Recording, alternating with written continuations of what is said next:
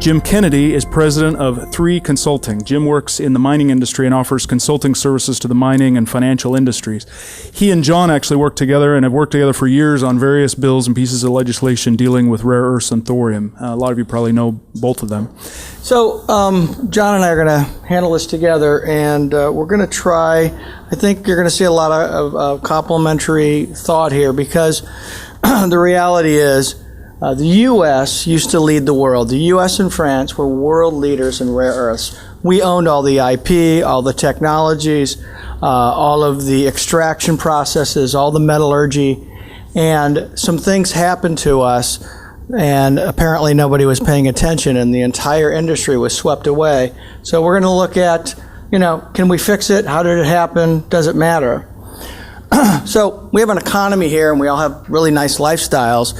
But the only way we're going to be able to keep that is by being a productive contributor to the world economy, which means we need to manufacture things. We need to give things back to our trade partners to support our lifestyle. And so what's happened is China, very forward thinking, said, where's the future? Where is all the technology developments going to happen? Where are all the breaks in electronics and material science going to happen? And they realized that it was going to happen with rare earths. So at the very, very highest levels of the government, Deng Xiaoping's direct family members participated in a government-sponsored process to capture all of that technology and to bring all of the French and U.S. technologies, processes, and IP, like you said, to China. They own our former IP. So what happens is they've got a hold of this, and what they hold in their hand is the real emerging technologies where the high margins are made. And that's the place that supports the lifestyles we're used to. So if we don't get that back and we don't participate in the high growth sector of an economy, we're left as an extractive economy with very low margins, surviving on basically commodity sales, which I'll tell you is a pretty skinny business. So China has used this monopoly to capture the world's IP, and if we aren't willing to fight to get it back, then you have to recognize we're looking at a very unpleasant future. Maybe we can all skate by, but quite honestly, I'm scared to death. What is in it for my children? Because if we cannot participate in that type of an economy, we're in real trouble. So, as you said, the entire value of all of these rare earths, those little piles of powder that were on the first slide, those are oxides. All that is you take your ore, you extract out what is mostly the rare earths, and you crush that, you pulverize it, you dissolve it, and then you use a very, very complicated process. It's probably even more complicated than enriching uranium. That's how hard this is. And you actually separate out on a molecular level one rare earth from another. You're almost doing it one atom at a time. In fact, you are doing it one atom at a time. So that's how you get those little powders, right? But those little powders are pretty useless. If you give that powder to Martin Marietta or to Boeing, it's not like they can throw it on an airplane. They can't do anything with it. Those things, that goes into what I call the value chain, the high end of the value chain. And that's what we have none of anymore. We're done. We are non-existent there. So they take $4 billion in pixie dust, and they turn it into $7 trillion in high value, high growth, high margin value-added goods. That's 10% of the economy. And if you take out a lot of things that are quite spurious, you're looking at, a huge part of global GDP, 10% of global GDP, and if you take out services and a bunch of other fluff, when it gets down to manufacturing and trading goods for goods, it's going to be a tremendously large number. So, China controls 95 or better percent of all of this. And so, even if U.S. Rare Earths jumps into business tomorrow and starts producing rare earths, all they're going to end up with is those powders. And what are they going to do with them? Their only customer is China. So they're going do extractive, mining and take the powders and hand them off to China so China can turn the 4 billion into 7 trillion. We're not playing the game. We're not suited up. We don't have a field for the team. We really have to take this on. China's control over the value chain, the post powders, has given them the power to leverage this industry into something so awesome and powerful that they can force the largest companies in the world to physically relocate factories and drop IP and manufacturing know-how straight into China's mainland. They lose control of the whole thing. Why? Because they control the value-adding part. So it doesn't matter how many rare earth bills you pass that lower environmental standards or say just dig a hole, nobody cares. That can't get us out of our hole. Our hole, like he said, is we need in the United States to have the value-adding portion. Otherwise, all we're doing is assisting China in its monopoly to crush us. So, there's been a few reports out, the CRS, the GAO, and the Pentagon keep putting out reports going, oh, we're doing great, we're making progress. And what they do is they reference 2 mining companies, one in California and one in Australia, that are mining rare earths. But what's actually going on is they're mining rare earths and they're taking the really good stuff that matters and they're shipping all that powder to China, and China turns it into the magic, right? Now, do they own the company in China that does that?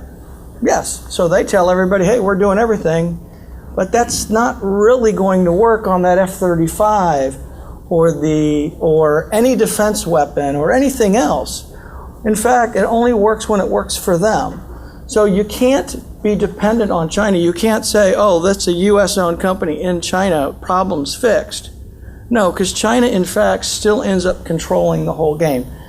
So this is a serious problem. So, so what they did was they said, oh, let's add up all of the non-Chinese production and let's subtract that from China's 97, 98, 99% control. And then they go, oh, it's down to 85% or it's down to 82%. No, the needle hasn't moved. Where it matters, the needle has not moved. And what was said earlier about our defense industry, our defense industry is 100% reliant on China. I want to point out a situation for you. If they control the metal, the alloys, the magnets, and the bolt-on garnets and components that go onto our military systems, they in fact control procurement. I want you to think about that. In any extended military conflict, China can actually control the outcome. If you don't have the hair on the back of your head creeping, there's something wrong. That is a serious problem. So, China's used this monopoly to strip the world of their IP, right? And you think about Congress, one thing our Congress is really good at, and really this is a stretch, because I'm sorry, just kidding. One thing our Congress is really good at is defending IP, right? You guys are proactive there. We'd like to see you proactive in some other places, but you guys do that. You're really very good at it. The problem is, you're going to find out that all of those rules and all those laws that we've created and all the mechanisms for enforcing it are only going to play into China's hand, because China's now the one with 52 cards of IP, and we have 2 jokers, right? We're going to be on the wrong side of that wonderful creation of legislation and rules of law about IP, but we're going to be on the wrong end of it. So how did all this happen? Well, I'm going to tell you it all started in the 80s. In the 80s, the NRC, thinking they were doing a good thing for the world, in conjunction with the IAEA, the International Atomic Energy Agency, they looked at the world of source material risk, and they said, you know, we really have to control for this stuff a little better. We have to be more responsible. So they lowered the threshold for the definition of source material. Now, source material is the raw material you make nuclear fuel with. And nuclear fuel is fueling a reactor for civilian power. Nuclear fuel is fuel for a nuclear warhead. So they clamped down on this and they said, any ore, any material that exceeds 0.05 thorium or uranium is now source material. And if you look at the liabilities associated with being the proud owner of source material, it is so horrific that no public company I'm aware of will ever take on that risk, because their shareholders will perceive it as an unlimited nuclear superfund regulatory liability that never goes away. And they're right.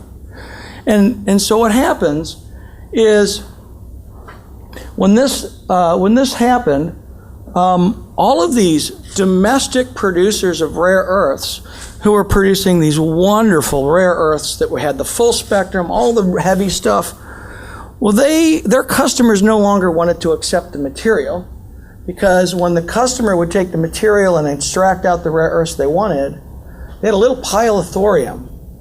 And they didn't want to own that little pile of thorium because nobody knew what to do with it. You know, I mean, it's not the kind of stuff you throw out the back door, because people that did that back in the 20s are still paying for it. So you can't do that.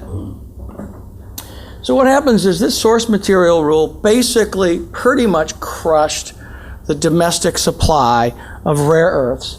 And what that did to all of the value chain guys that used to take the powders and make the metals and the alloys and the magnets, well, they slowly faded away, went bankrupt, or were relocated to China. So that's what happened. And the single most important of all of those was a company called Magnequench. And Magnequench was owned by General Motors. And Magnequench was bought by Deng Xiaoping's direct family members in a shell corporation set up to look like it was a legitimate transaction, when in fact it was the government itself that bought the company, stripped the IP, and moved the entire thing over to China. And now they have the single best rare earth magnet patent portfolio in the world. And they use that against other countries and other OEMs. So here's the old, we all love that one, right? What I want to point out is this is inescapable. These are the heavies. This is the good stuff. This thing, this thorium, is just chemically always with that material. There's one exception in the entire world, and that's China. There's something called ionic clays. And ionic clays have never been proven to be environmentally or economically viable outside of China, because 99.8% of the material is waste. So who's going to let somebody destroy mountainsides for 0.2%? It's very, very nasty. So here's our little timeline of life. Monazites, byproduct material used to supply the whole world. Mines like U.S. Rare Earths had the same kind of material with the same beautiful distribution of heavies. Everything's going along swimmingly. This is the introduction of the color television set. This particular mine had phosphors to make the greens and the reds, but had some other problems with it. It was going along swimmingly, and then the NRC regulations kicked in, and boom, that was the end of the market. And that was the end of all the value chain and all the important post-powder processing.